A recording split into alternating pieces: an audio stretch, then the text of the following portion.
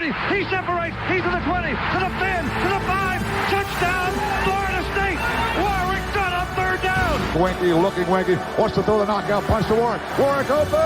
Touchdown. He does a touchdown. He did catch it. Touchdown, Florida State.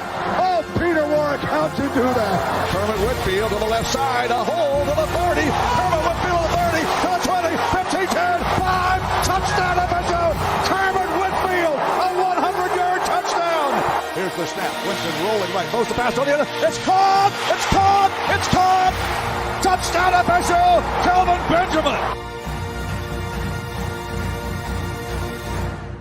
We're doing it for everybody. We're doing it big all over the country, all over the world. And I'm proud. I'm proud to say I'm a Florida State Seminole.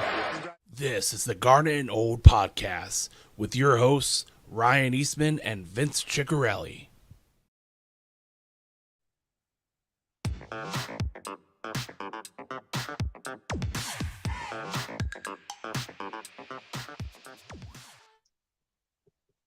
Welcome to the Garnet and Old Show. No inside info, no contacts, no problem. It is not 7 o'clock. Normally we stream live every Tuesday from 7 o'clock, but we did a little pre-recorded episode for all of you airing ahead of time because Vince specifically will be at a baseball game, a Florida State baseball game at 6 o'clock, I think. So an hour before the show would normally air. So we decided we didn't want to skip a show. We believe in providing you guys a show every week. So Vince, how are you doing? And tell us a little bit about your plans for tonight. The plans for tonight are the recovery plans from the original game that was supposed to happen. I don't know when that was, Ryan. It was in March, I think, maybe. The game got rained out and they postponed it till tonight, May 2nd, and the game is at 6 o'clock. So I appreciate you, Ryan, you being able to do this early, and I appreciate all the listeners and the watchers out there. Giving Ryan and I a little grace today because we need to go, or at least I need to go cheer on the Noles. Ryan will not be there tonight. Ryan has some prior husband duties to take care of. Absolutely, and nothing too dirty, I promise you that. But let's get on with the show because I can tell you that, last week, I just want to say thank you for anyone who was new to the show that had not watched before. Really thank you guys for watching. We had, I would say, 4 times the normal listeners last week, mainly because we had Greg Swami on from as a special guest talking about conference realignment, which was a huge topic and still is a huge topic. We don't have any updates to provide from that story, but I think it got the conversation going, and a lot of new listeners did listen in on the show and on the podcast after we posted it on all podcasting services. So thank you, everyone who did join last week as the first time. Please like, subscribe, share, comment, all that fun stuff. You can find us all our Garnet and Old on Facebook, Garnet and Old on Twitter, on YouTube, on all podcast services. Please like and subscribe. It's the only way that we get new people to listen who have not watched or listened to our show before. So thank you. But Vince, other than that, we have some news. The portal has closed, Vince. Yeah, the portal has closed, and we've been living the right side of the portal for a real long time, and we needed to. Our roster was not what it needed to be. Some would say that our roster was a bit in the shambles department, but you have to rely on the portal at that point. And now we're starting to see the other side of the portal, Ryan, where we're seeing some players that we know their names are departing the program and going to, what they deem to be greener pastures somewhere else. And this is not, I'm not surprised by this, Ryan. I know you're not surprised by this, but when we talk about fandom, we're talking about fanatics, and which I love, and because of that, when you see, everybody wants to see the guys coming in, like who are we getting from the portal? But as soon as you see names saying, I'm going into the portal, people think it's only a one-way street, and it's not. And just because, I'll be a little philosophical here, Ryan, just because a player is leaving Florida State to go to a different team does not mean that Florida State wasn't the right place for that team, for that player at that time. And so whatever happened during their time here, they got better, they developed. But at this point, they want to move on. So absolutely, go be great. That's what they all say. Go be great. Go ball out. Go do what you need to do, because they felt like they would not get that chance here. I feel like, Ryan, they're not going to get that chance, or they feel like they're not going to get that chance here because our roster is no longer in a shambles. Yeah. I mean, Vince, I think about, do you think that Arizona State fans were so thrilled that Johnny Wilson left the team and then saw him perform last year? Do you think that half of South Carolina's roster, ending up at Florida State and producing, it happens to every team. Every team has talent, and it's usually the same story. It's someone who is very talented, who maybe has measurables like right size, hands, whatever it is, speed. But maybe they're a little bit younger. Maybe they're a freshman, redshirt freshman, and there's already upperclassmen on that team, and they want to play, and they want to play right now, and they want to be the featured player right now. So the good news about the portal, the thing I like about it, is before, if you wanted to transfer, if it wasn't a hardship, you had to sit out a year. So it kind of defeated the purpose if you wanted early playing time. Unless you had a problem with the coaching staff, you might as well, back in the day, you might as well just stick around because you're going to have to burn Suck it up. But now, if you are that talented and you really believe yourself to be that talented, you can transfer and you can play right away. And there's nothing stopping you from doing that. Now, there are risks if you do put yourself into the portal thinking that you are amazing and the team takes you off the roster, all that stuff. Well, there's no guarantee that you get picked up. And even if you do get picked up, it might not be by the caliber of program that you expected to call when you went in. Now, the pessimistic side of myself, the narcissism of college football, I tend to believe that most of the elite-ish players that enter the portal have a wink and a nod from a college already. But I'm sure that there are players out there that think they are amazing, and maybe they will be, but right now they're not. And they put their name in the portal, and their name stays in the portal, and then they end up at some community college or lower tier school, and that happens all the time. But yeah, I've no problems at all with any player that wants to play right away, be featured like Johnny Wilson was here last year. I mean, Johnny Wilson was a fine, I guess, player, Arizona State. He was not really featured, had some nice little moments, but he was not an All-American. And now we're on season magazines, people talking about Johnny Wilson being the number one receiver, much less possibly in the ACC. So that can happen. And I actually encourage players who think that they can do better elsewhere. They should. I mean, it's a risk that they take, and hopefully they have the right people around them, guiding them and giving them, feedback. I think that's not always, I know that's not always the case. I know that there are, and when you're talking about athletes, you're talking about a great high possibility of people hanging on to the coattails there and trying to make a buck and trying to, not always giving these young men the greatest advice. Yeah. It's kind of nefarious to a lot of degree, but yeah, you go into the portal. There's no guarantee a team is going to pick you up. There's no guarantee that a team of the caliber that you want is going to pick you up. And then if something does not come to fruition, there are many schools out there that say, once you go into the portal, we are no longer obligated to honor your scholarship and or even accept you back into the program. Sure. So it is a big risk to take. And but like I said, all's fair, right? We're going to take a lot of great players. Oh, one thing I wanted to mention when you're saying, some guys that, maybe didn't think that they were getting the pub that they needed here or whatever. I think that a lot of it comes down to, who gets the best out of the type of player they are. Yeah. And there is a lot of growth that happens from, a high school senior to, junior, senior in college, both mentally, physically, learning the game. And also, just like when you're a parent, just like when you're a teacher, not all your kids are going to progress in the same rapid way. And just because, I'm a great teacher for this type of kid, I may not be the best type of teacher for this type of kid. And maybe the best thing is for that player to go to a place where the coaching more adapts to that particular player's style of learning. Sure. I hate to see anybody go just because once someone wears the colors, I want to cheer for them and call them mine, from the beginning to the end.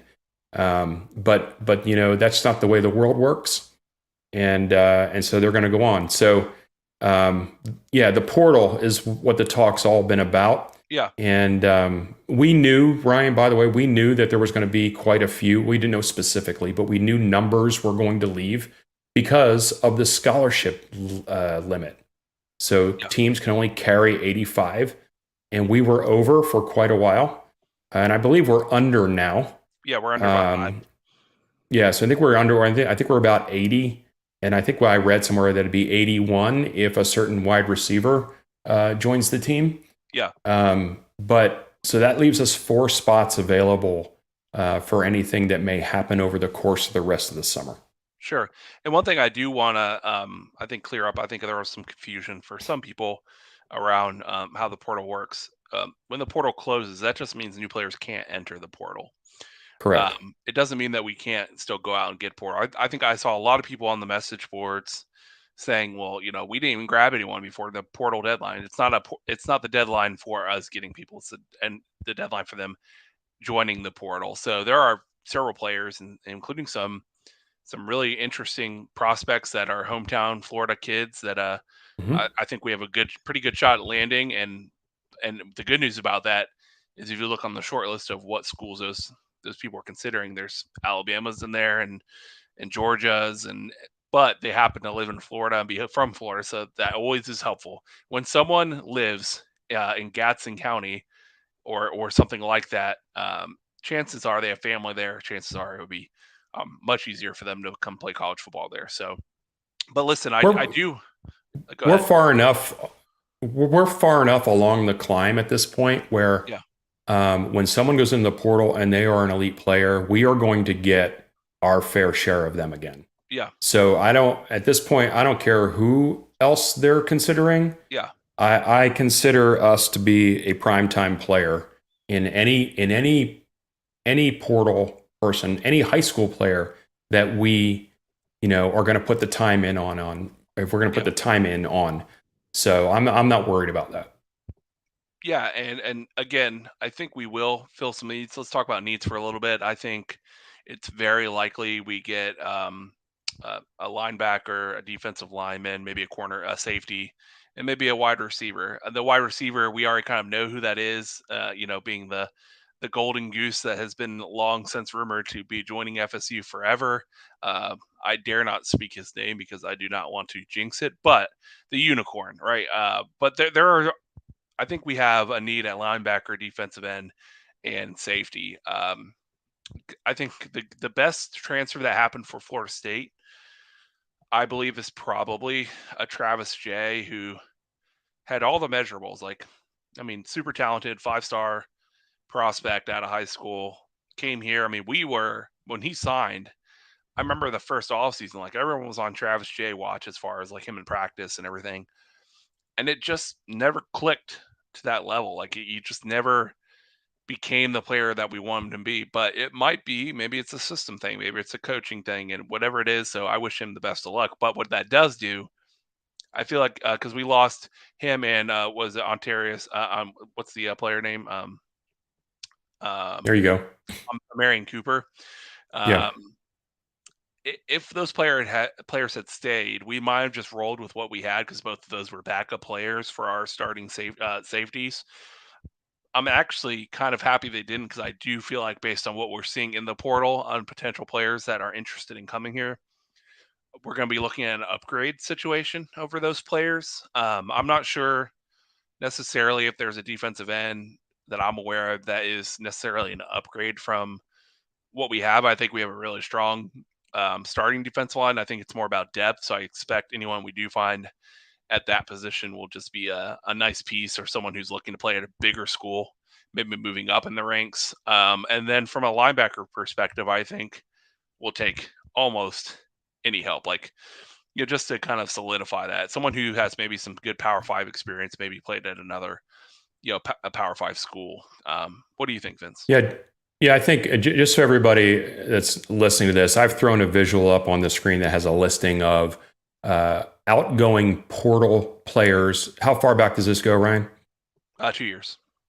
2 years. So I have a list on the screen of all the players that have departed the program through the portal, transferred out in the last 2 years, and there are maybe 20 here. I don't know. But yeah, I think safety, just because we've had 2 defensive backs leave, and like you said, Duke Cooper showed tons of promise his first year, had a little bit of a sophomore slump, and then I think he got hurt too. But it's a great example. Like, I mean, some people passed him on the depth chart, and he wasn't okay with that. So I guess it's time to move on. Travis J, all the measurables, just like you said, and but that leaves us thin there. That leaves us thin. So the painful one, I think we both agree, right? I mean, it's Micah Pittman. I mean, yeah, I that one hurt my heart a little bit just from a fan perspective. And I don't fault him in a way. I don't know how much he was going to play this year anyway because of the injury. And by the time he heals up, then what? I mean, I don't know. If he would have healed up, he was going to play this season. There are people on this list that are like, who? Like, some of these players, I'm honestly like, I don't know, know them from. I mean, I know all the names. Yeah, you know the names, but they weren't dear to your heart. But I would say like a Micah Pittman, Trayshawn Ward, definitely from last year when he left, just because of his story and coming from being a preferred walk-on to a scholarship player. And then I honestly, like, I liked Amari Gainer just because he was an old guy, but he wasn't right for our system. What we're looking for him to do, what our linebackers need to do in the system, it's just not a fit. So I think all of these, where most of these are fit problems. Micah Pittman was just we have so much talent returning and maybe another talent coming in that I think he kind of saw that. And listen, even if you look at last year's numbers, he had some big moments, like individual moments where there's, especially in the bowl game and everything. But to be honest with you, he was averaging only like 4 to 5 catches a game. It wasn't some, Megatron out there just catching everything that came his way. He was a good slot receiver, and we have a bunch of slot receivers on our team right now. So what you're really looking for is someone to, Johnny Wilson, who will be the opposite end of that, right? I'm just saying, like, not everybody's going to be you. That's what a wide receiver 1 means. There's only one.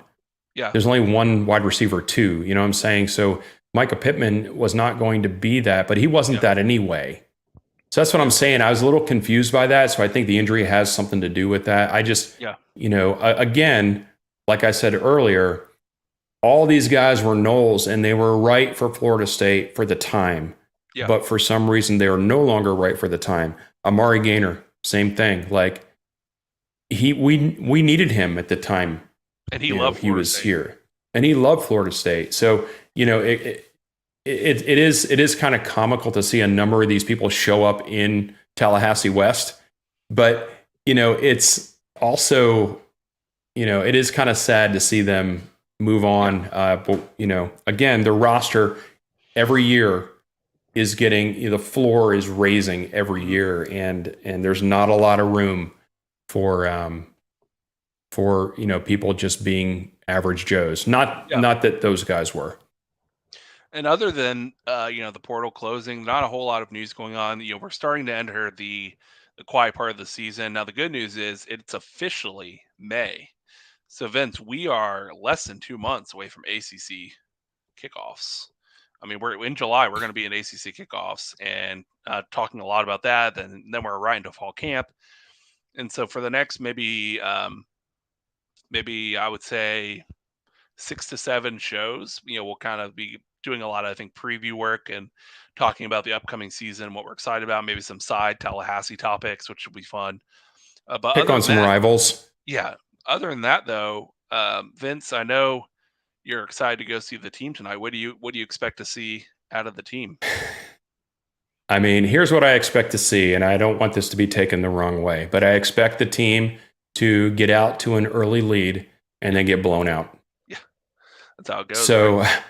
that's how it's been going. So, and it stinks that it's against the Gators, but if my team's going to be in town here, I'm going to go watch them play. So, so that'll be tonight. And hey, if we pull out a victory, all the better. But it's a great place to see a game. And it's always great to watch your team play. So that's where we'll be tonight. I'm looking forward to it, and I am actually glad that it starts at 6 rather than 7. Yeah, that means this old man was the old part of Garnet and Old gets to get home at an earlier time. Isn't that nice? Anytime I look at movies now in the weekdays, I used to be all good about going to a 7:30 or 8 o'clock show. Now I'm like, is there anything like maybe like 5:45 that like I can leave from work? Matinee. Yeah, go right there. Like that's my jam now. Getting home at 8:30 from a movie is my preferred method. And on the weekends, Vince, I'm an 11 a.m. movie guy. Like when the Oh, there you go. Yeah. You eat a bucket or two of popcorn, and then that's your dinner for the rest of the day. So speaking of dinner, I'm sure you're going to have some good, maybe some ballpark, maybe a little hot dog action. They won't have register sausage like Tallahassee did. No, they won't. I'm not much of a hot dog guy. I will have a beer or 3, but that's I'm not sure what the food thing is going to be like. It's jumbo shrimp, maybe. Yeah, it's good thing. Yeah. Well, other than that, everyone, again, thank you for following us and listening on. If you're new to the show, again, tell your friends about it.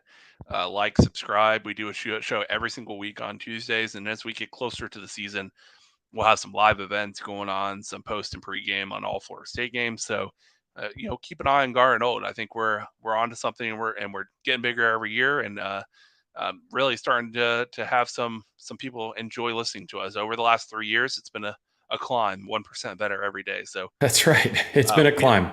We also we'll have some news probably next month that we might appear on another podcast show talking college football or an NFSU in general. But we'll have more news on that when it comes. Other than that, though, another Garnet and Old show, which means another show of no inside info, no contacts, which isn't a problem. It isn't a problem. No problem. And Ryan, thanks for again doing this a little early tonight. Yep. And if anybody's going to the game tonight, that's watching the show here, the hat. So come say hi. It will not be televised, and we'll see everybody next week. Tell all your friends. Garnet and Old. Go Noles.